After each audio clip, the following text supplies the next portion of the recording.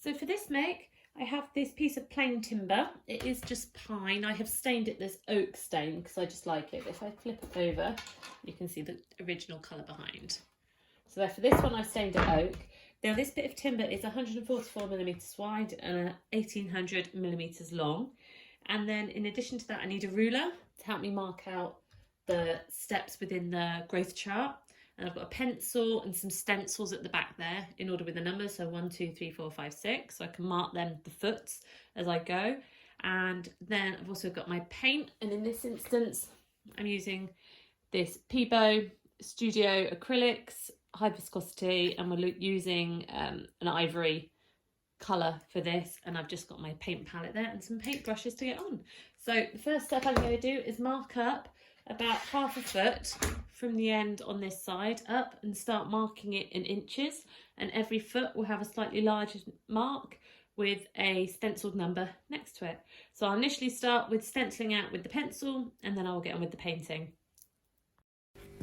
So what I'm doing here is I am marking out the inches intervals on the growth chart using my ruler and a pencil. Once I've done all of these, I will go back in with the paint.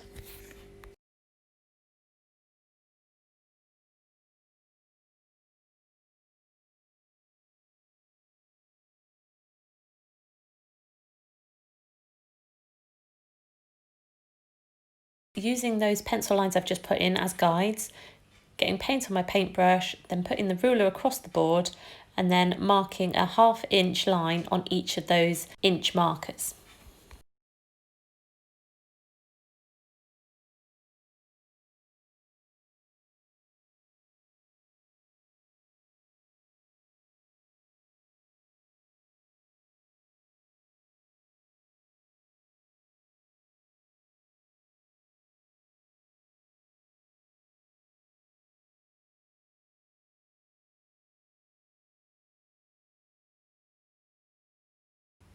Next step is I need to identify on the ruler where the foot marks would be.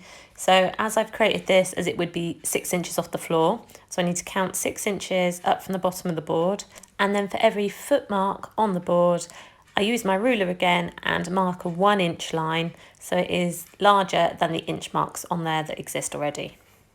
This growth chart will be 6 foot tall, so I need to do this 6 more times.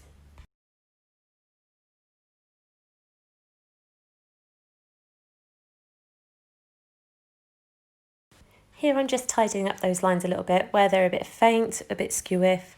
I'm just going over them slightly just to make them that little bit more presentable.